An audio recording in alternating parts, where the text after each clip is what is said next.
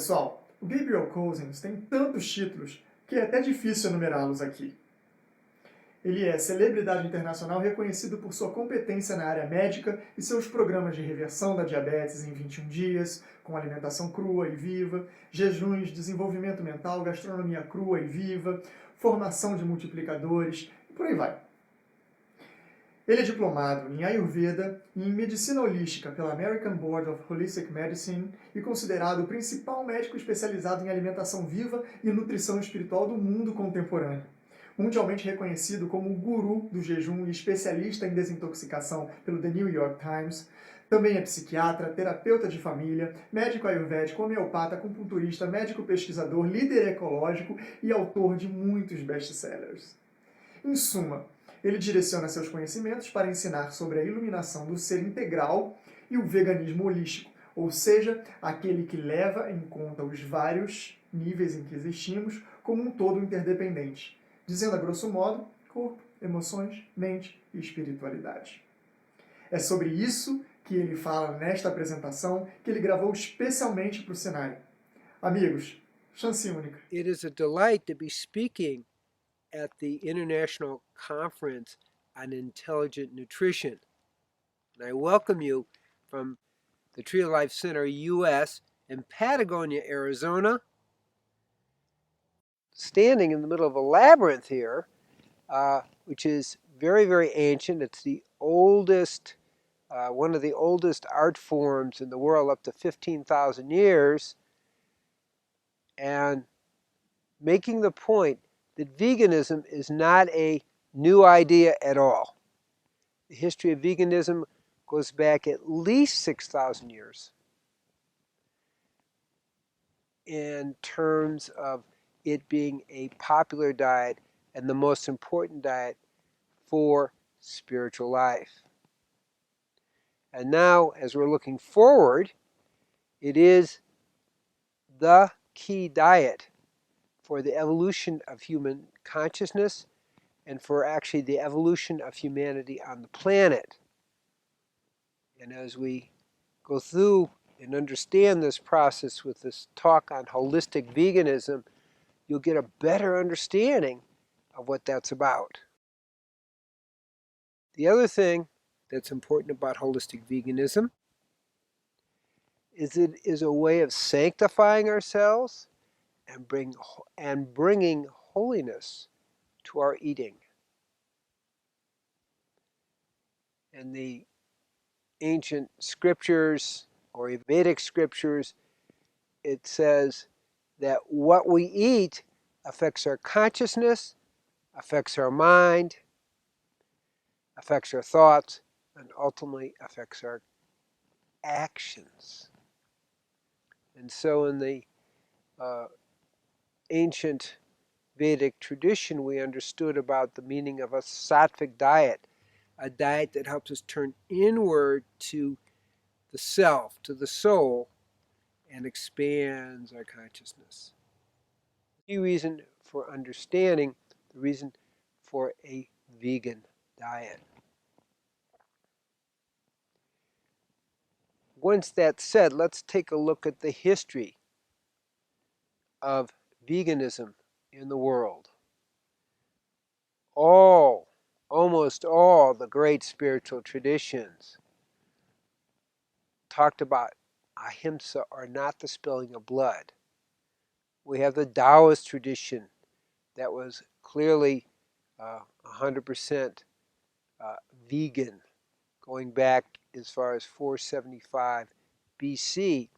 We have the Genesis 129 diet, that every herb of the field and every tree that gave forth a fruit-bearing seed is your food. We have the teachings of the ancient Vedic masters, the rishis, that was again 100% vegan and close to that vegan live foods. So we have these great traditions teaching this. Okay? As we move forward in history, we see at 1300 BC, Akhenaten, the pharaoh, and Nefertiti, his queen, we stayed on a 100% live food vegan diet and share that with the priesthood. We go a little bit further in here, forward in time. We had the Essenes, which are an ancient subgroup, Jewish subgroup, who were said to have taught Pythagoras on Mount Carmel, 500 BC, and he came down from the mountain not only enlightened, but also a teacher of live food veganism. And up until 1944, when Donald Watson talked about, coined the term veganism, people who did not eat meat, fish, chicken, or dairy were considered Pythagoreans. And slightly before this time, we have the history of the Pelagasians, who lived 3,000 years BC, and their average age was 200. And I've actually done the research. I went to southern Greece, where they're noted to have lived, and it's really true. It was reported by Herodotus, the father of history, that this group of people lived to age 200 on the average and were live food vegans. So we have a nice history leading all the way up to the present. So that's the history of it. Now let's look at why. Why is it a good idea? We're going to look not just from a spiritual point of view, but from an overall holistic point of view. So the first thing in our modern times is that we have a tremendous amount of pesticides, herbicides, genetically modified foods, and also radiation in the environment. And the research suggests that in meat, fish, chicken, dairy, the amount of radiation and pesticides and herbicides actually is 15 to 30 times higher. And for a breastfeeding woman who is vegetarian, not even vegan, she will have 1 to 2% of the amount of pesticides and herbicides in her breast milk as a meat-eating woman. So veganism helps protect the species. The average child born today in the United States has 200 toxins in its blood. 217 are neurotoxins, 180 are carcinogens. This is a very serious situation in terms of the health of our children. As it stands today, cancer is the leading medical cause for death among children. So we're talking very real problems from this excess toxicity. The research also shows that about 96% of this pesticides, herbicides, and radiation is really in meat, fish, chicken, and dairy. And although there's some in the plant world, it's a lot less. So these are important things.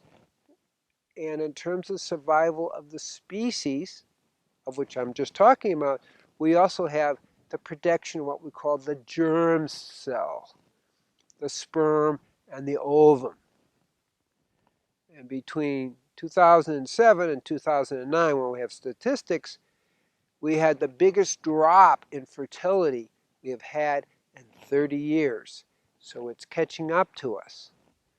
And so by eating lower on the food chain, which is it's meant by veganism, we protect the germ cell and we minimize our exposure to the mass amount of pesticides, herbicides, and radioactivity that really is happening on the planet today, particularly since Fukushima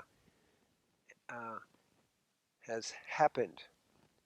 Now, we go a little step further and we ask the next question is, well, in general, all things being equal, how does a vegan diet compare to a meat-eating diet in terms of health and vitality and well-being? And what's clear, it is far superior. What do I mean by that? Well, I just use myself as an example. I was a captain of an undefeated American football team, not soccer, American football team. And at that point, I could do 70 push-ups, maybe 7 chin-ups. But here I am at the age of 72, and now I can do 600 push-ups and 32 pull-ups, and am far more flexible now than I was at the age of 20 when I was an American football player. So that's one thing. We're talking about strength and flexibility improves on a vegan diet. What about energy?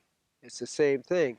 The research since 1917 shows that vegan non-athletes had about double the amount of endurance as meat-eating athletes, and about 10 different studies have shown the same thing.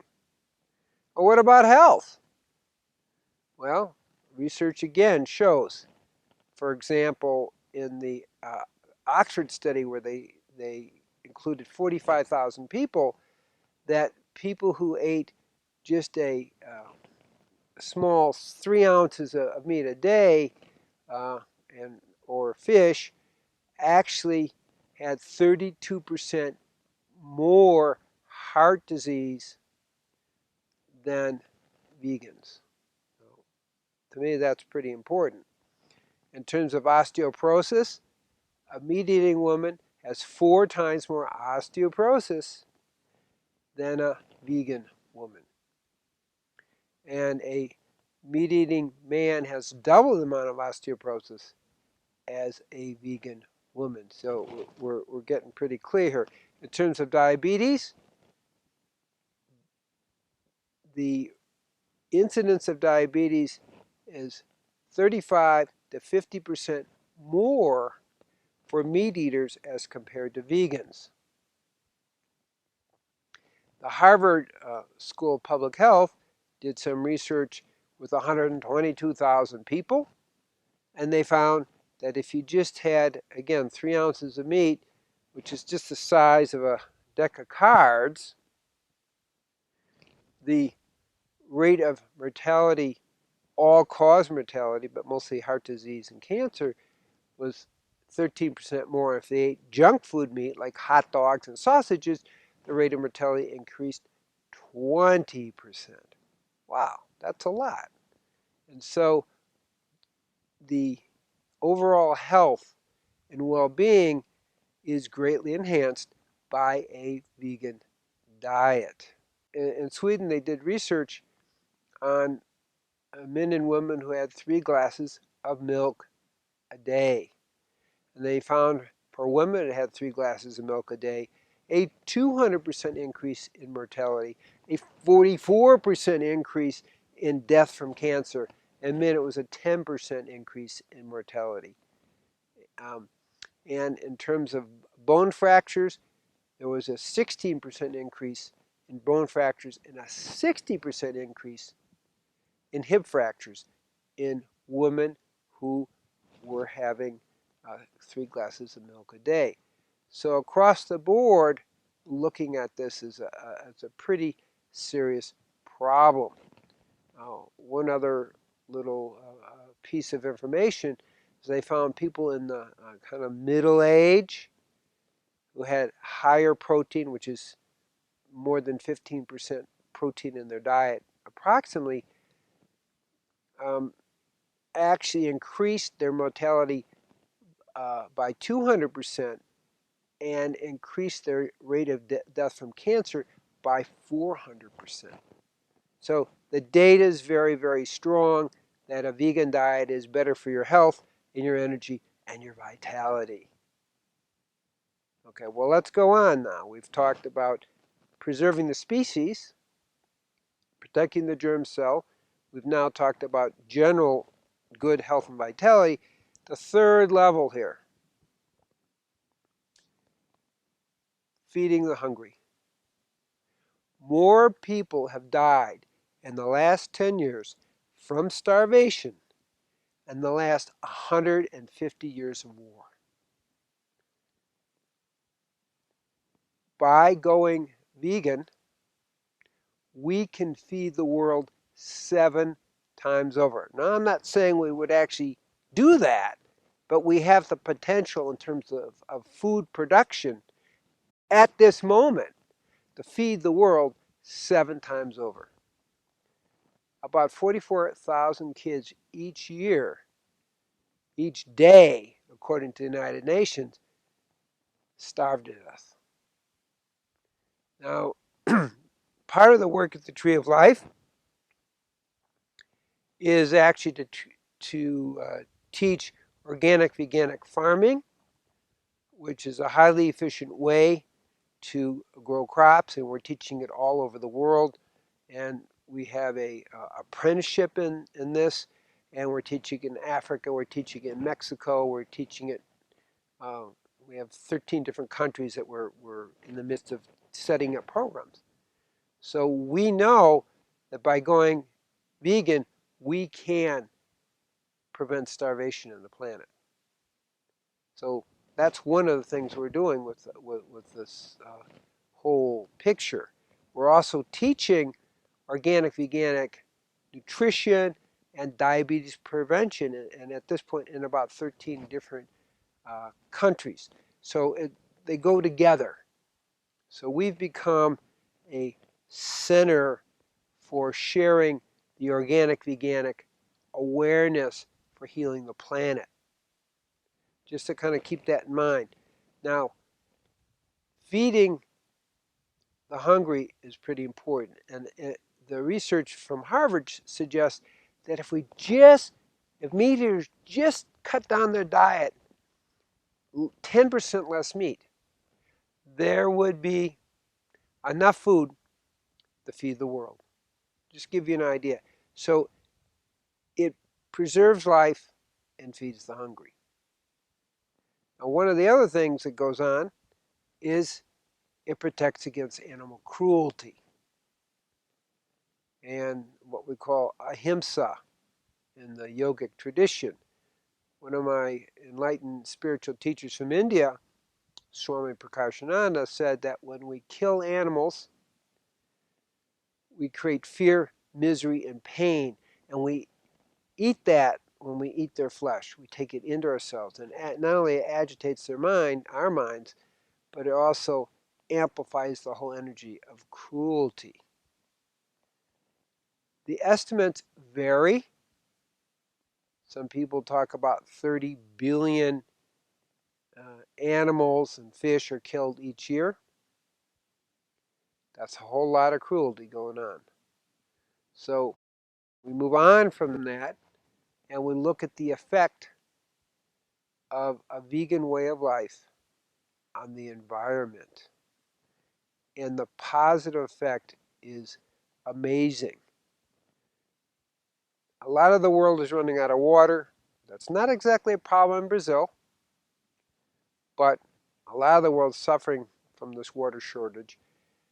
According to the United Nations report in 2006, we're looking about 4,500 gallons per day that a meat eater uses versus 300 gallons per day. A vast difference in terms of water usage. It's said, they calculated that a vegan saves about 1.5 million gallons of water a year. It's enough to fill an Olympic swimming pool. So we save water. This is really good, okay? What about air? Well, people are debating about global warming, but what I can tell you is animal agriculture contributes about 20% of the global warming gases, carbon dioxide, methane, and nitrogen. But that's the key thing to understand in terms of that. Organic, veganic farming will pull literally 3,700 pounds per acre of carbon dioxide out of the atmosphere. If we do avocados, it's 5,200 pounds of carbon dioxide out of the atmosphere each year. So we're even reversing the pollution. And clearly we have had a serious jump in the amount of carbon dioxide. It used to be 280 parts per million. Now it's about 385 parts per million. That means we're having less oxygen. When we have less oxygen, we have more cancer, we have more fungal infections. Generally, a whole lot of diseases are amplified by lowering the atmosphere's oxygen. It's gone in the last 200 years from 38% to 19%, and now in some cities it's down to as low as 12%. So the atmosphere is dramatically affected. The amount of literally oxygen is affected. In terms of soil, we are creating about 20 million acres of desert a year. We're cutting down 50 to 70 million acres of trees per year. And in the UN report, which is Livestock's of 2006, which is Livestock's long arm, it talks about the main cause of deforestation on the planet is cutting down trees to grow for livestock, to grow food for the livestock. So there's a direct connection here that is going on, that we're destroying the top surface of the planet. Animal agriculture takes about 30% of the arable land of the planet, and vegan agriculture, plants, vegetables, trees, that kind of thing, really takes about 6%, 6 to 15%. So there's a really vast difference in land use. So we're talking about land, we're talking about air, we're talking about water, we're talking that a meat-eating, meat-centered world culture is leading us to the ecological destruction of the world. Now I'll go a step further.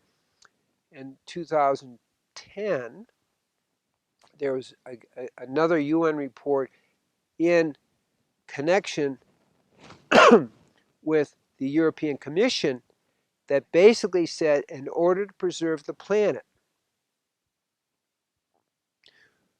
we need to start going towards a vegan diet.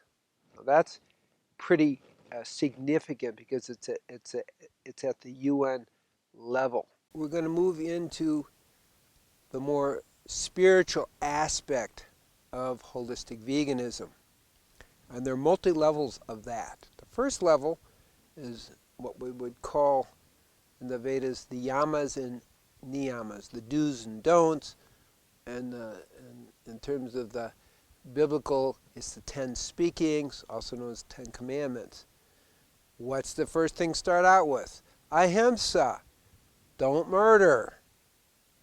So clearly, the no spilling of blood is a very important part of a whole way of life that supports spiritual life. Second is no falsehood. Okay. Satya. Okay, what that means is we don't fool ourselves. And meat eaters tend to not really look at the reality of what they're creating. And it's kind of hard to access too, because even though you aren't out there killing the animal, you're contributing to it because you create a demand. You may walk into the grocery store and supermarket and say, oh, well, it's just a slab and some plastic, but that's not what's going on.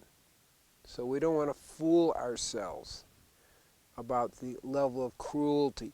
The average dairy cow today lives 3 to 5 years and produces 50,000 gallons of milk. But it used to be the average dairy cow would live 25 to 35 years and produce just 2,000 gallons of milk. So we're milking the life force out of the animal population. Okay, now that's one level. Setya, okay. A third level is what we call don't steal. Okay, and stealing includes stealing the lives of the animals, stealing their skins, stealing their fur, stealing their flesh, and stealing their life purpose. So that's the stealing. Now, we also talk about brahmacharya, or adultery, and what they mean on certain levels, particularly adultery, is no sexual perversion. Yet when we see the whole farming thing, for example, with cows, you know, how do they get the sperm from the bulls? This is cross-species sexuality, which is considered, in these scriptures, adultery and certainly not brahmacharya. Okay, how do we fertilize the chickens? How do we fertilize the female cows? So again, cross-species sexuality. So that's another whole area that this takes us into. Another level, the 10th, is what we call apigraha, which is greed, envy. Okay, don't envy your neighbor. And a meat-centered diet is a hoarding of resources. We talked about the not only the killing of animals, the cruelty of animals, but the water-intensive, the land-intensive, and the air-intensive effect of a meat-centered diet, which is literally stealing the natural resources. So we look at that level. Now another level of this, from a more subtle spiritual level, is that meat, fish, chicken, and dairy clog the nadis, which are the subtle energy channels. When we clog the nadis, we block the flow of the kundalini, which is the spiritual energy. It's the spiritualizing force in creation. So that's another problem. Now, when we take the energy of misery, pain, cruelty, and death into our system, it permeates the chakra system, it permeates what we call the koshas, which are layers of the mind. So we're taking those energies into the higher levels of our being, and it blocks the flow of the spiritual energy. And this is really why all but one tradition that I can think of talk about no spilling of blood. Because it actually creates an energetic, it blocks the spiritual energy and the flow of the spiritual energy. Now, along with this, when we take these things into our body and the pain and misery, as I quoted Swami Prakashananda before, it agitates the mind. And we want to eat in a way, we call it sattvic, we want to eat in a way that quiets the mind so we can go beyond the mind. This is what's needed for spiritual life. So by eating a vegan diet, we create all the conditions that amplify our ability to evolve spiritually. Now at the same time, I want to make it clear, you can't eat your way to God. So we want to get that part really clear in us, okay? but it's a foundation that allows us to best access and amplify the divine experience within ourselves. So now we've kind of looked at that area of it, and I want to make a point that this being a vegan doesn't make you morally superior. It's not what we're talking about. What I'm talking about is that it means that we take responsibility for the consequences of our actions. And by choosing to eat a vegan way of life, we enhance the whole web of life on the planet. And we enhance the web of life for humanity, and we enhance our spiritual life. So that's really the result of doing that. Now, the next question that may come up is, well, is it okay? You know, how do we balance this? How do we do a vegan way of life? Well, my expertise in the last 40 years is that I've been 99% successful in helping people eat as vegans, organic vegan, and I'm going to include live food in that discussion. And part of it is understanding how to eat to support your constitution. And that key to that, okay, is how do we balance the macronutrients? The three macronutrients I'm talking about are proteins, fats, and carbohydrates. And we all have a unique constitution. We actually have a chromosome 19, and it actually, on the chromosome, the genes in it determine how much fat, how much carbohydrate, and how much protein we need. So it's not a philosophical discussion, oh, I need a high protein diet, a low protein diet. It's not really like that. It is genetically determined. And my work is to, one of the things we do in our conscious eating course, which incidentally will be offered in Argentina 2015, and then follow that up, we will be in Brazil to give a 2-day workshop somewhere in the Sao Paulo region in terms of a more spiritually focused workshop. But we will be discussing how to organize your diet in the way that's best for your constitution, which is really the key to success. But let's share some of that now. So let's start with protein. Generally, most people eat too much protein, and the result of that is what I've been describing. You're increasing your rate of cancer and heart disease and diabetes significantly. You know, in terms of diabetes, 35 to 50%. In terms of heart disease, up to 32%. In terms of mortality, you know, close to 20%. So that's significant. Okay.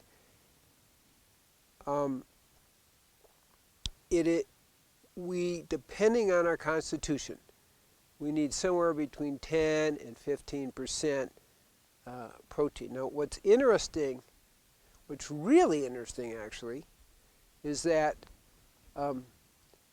all the statistics I'm talking about are more related to meat, fish, and chicken and dairy-based protein.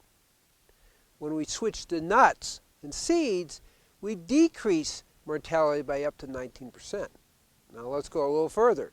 People have one serving of nuts or seeds a week, decrease their mortality by 11%. If they go 2 to 4 times a week, they decrease their mortality by 13%.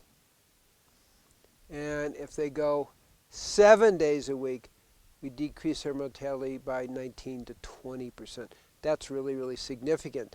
So we're talking 2 different kinds of protein here, and I'm going to add the word raw protein is another piece to that. So a nut and seed-based diet is a way to get a higher amount of protein. We don't need an excess of protein. In fact, the research shows that there's a pathway called the mTOR, T-O-R pathway, that when we stay within it, which is 35 to 70 grams, that's kind of the range, that we increase longevity and we decrease cancer. Now that's really worth thinking about, because 70 grams is not a whole lot of protein. Okay. Now people say, well, is it enough for kids? Well, let me say that we've just, I'm coming out actually with a new book on conscious parenting. And one of the things that we did a research, in our two students in our master's program in organic, veganic, spiritual nutrition, followed 119 pregnant mothers who are 80% live food, 100% vegan, and their children in general for the first 4 years, but also at birth, were really in the upper third. And actually more specifically, after 4 years, they're in the upper 6% of weight, an upper third for height and body mass index, which is really, really good. So these are very concrete ways of measuring general health. So vegan children have no problem. I do want to mention that we got to make sure that the vegan children, as well as adults, do get B12. To be very clear, meat eaters are about 40% of meat eaters are deficient in B12, and about 80% of vegans. So everybody needs a B12 supplement, okay? So just making that point. We're not going to be talking about supplements so much in this talk. That will be something I'll talk about in Argentina and also in Brazil next December, okay? But back to the point that the vegan kids up to the age of 4, that's just as far as we were able to follow it, really did quite well. So we don't have to worry our kids getting enough protein. Our big concern is excess protein. And you've kind of heard the story on that. And next becomes the issue of fat. And we have had a little bit of a fear of fat, a fear of cholesterol, and the research doesn't bear it out. The research in the last 30 years is actually showing that a cholesterol between 160 and 260 makes no difference in the incidence of heart disease. And they did one study in Norway where they found that women with a cholesterol of 270 or higher actually live 28% longer than women with a cholesterol of 193 or less. Now that's quite a statement. But the defining research was done in the Journal of the Archives of Internal Medicine. It came out in 2009. It basically showed there was no difference in any of the research models between people who had a higher fat intake or a lower fat intake. So that's really, really important. We're not talking about people who have familial hypercholesteremia, which is a genetic problem. We're talking about what most people eat. Now, what I found in my research in our very successful diabetes program is that when we had 25 to 45% fat in the diet, we actually dropped the cholesterols and dropped the triglycerides very, very significantly as compared to people who just did the 10% fat diet. That was shocking to me. So people who were doing the 10% fat diet had increased triglycerides because they had more carbohydrates. We significantly decreased our triglycerides to 69, which is very, very safe. And by eating pretty much 25 to 45% fat, the average cholesterol was 159, which is really safe. Now, there are some dangers to low cholesterol. and this is a lot of people don't know about, but people who have extremely low cholesterol have 6 times more suicide. And if you're in the lower 25 percentile, it's double the amount of suicide and depression, because we need cholesterol for all our hormonal base. And people who don't get enough cholesterol actually have a much greater rate of stroke and accidents, as I mentioned already, depression and suicide, and Parkinson's disease. So really the danger here is a low cholesterol. And I'll give you one hint, because I'm way more concerned about low cholesterol, is that if people's cholesterol are below 159, I will give them coconut oil, which will raise their cholesterol. And we can monitor it to get them above 159, 160, because that's like the safe zone. So our big issue about cholesterol is too low. Now what we also know in terms of rate of death, people who have a 39-point average higher cholesterol actually decrease their rate of death. Now that's really, again, interesting and significant. They did this study on people in their 80s, where they were more likely to die, and then they compared, well, how did the cholesterol affect it? And really, for every 39 points, there's a 15% decrease in your mortality. That's really significant. Okay. So that being said, we can see how we want to keep a certain level of cholesterol. And the next area that very closely follows this is long-chain omega-3s. 90% of the American public, 90% of the American public is deficient in long-chain omega-3s. Mothers who are deficient in long-chain omega-3s, the IQ of their children is lower, and their brain development is not as good, and also their vision is not as good. That's just a starter.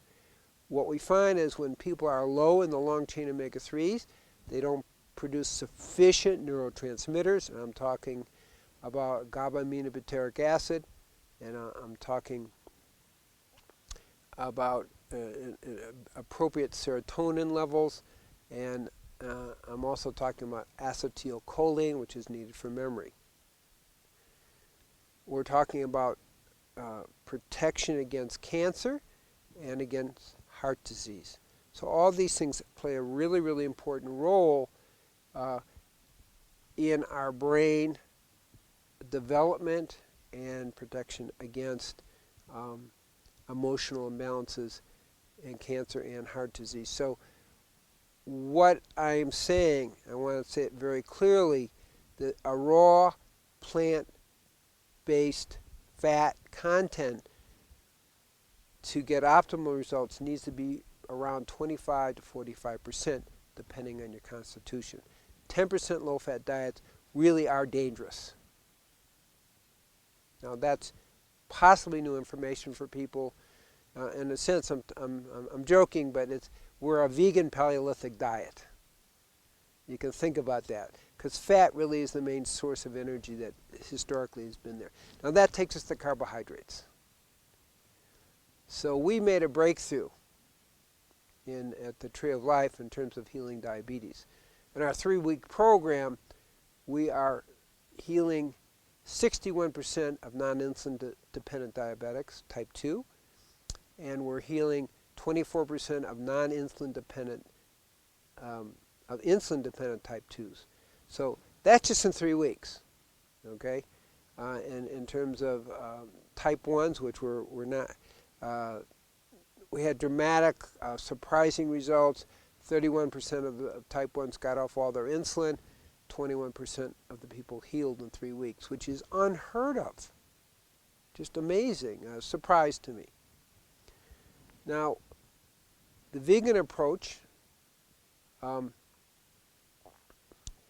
is taken by Dr. Bernard, showed a 46% drop in use of medications for diabetics. 46% drop, which is pretty good. Our approach, 97% drop in medications. So even because we did vegan live food, and we had a much lower carbohydrate base, and that's really the key in the big picture. So what we found is that when we put the carbohydrates at 25 to 35%, our people healed significantly better than the traditional vegan diet, which is close to 70% carbohydrates. And the carbohydrates we're talking about are mostly greens. Okay? We minimized the grains, and actually on the diabetic program there were no grains, which fits with the Taoist teaching called Bigu, no grains, because the Taoist teaching back to 475 BC is that eating of grains blocks your spiritual evolution. And they talk about that very clearly, that you won't walk on the jeweled pond, which is liberation. So that's important. Now what else about carbohydrates? Well, we say, well, maybe fructose is better.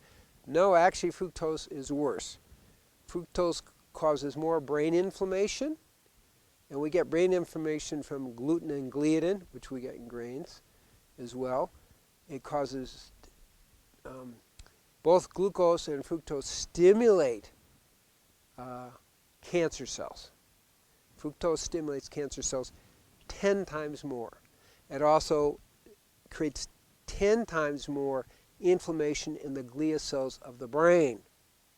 And they found in people 70 and older, there's a fourfold greater decline in cognitive awareness on people who are having a more grain and more carbohydrate in their diet. So that's very significant.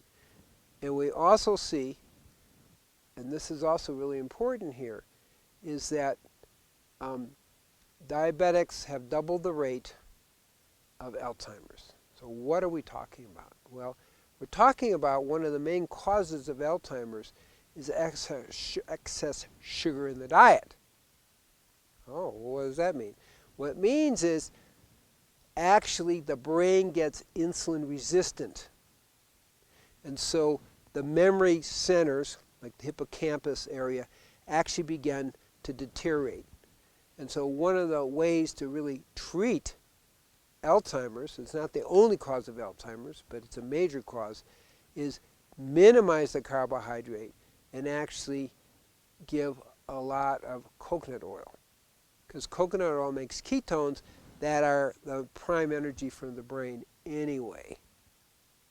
So we're talking about cognition in terms of decreased with more grains, particularly the gluten gliadin grains, which inflame the brain, distort the proteins of the brain, and also create what we call more ages, which is glycosylation, which is where fructose and glucose combine unnaturally with all the proteins in the system, the cell walls, all the enzymes.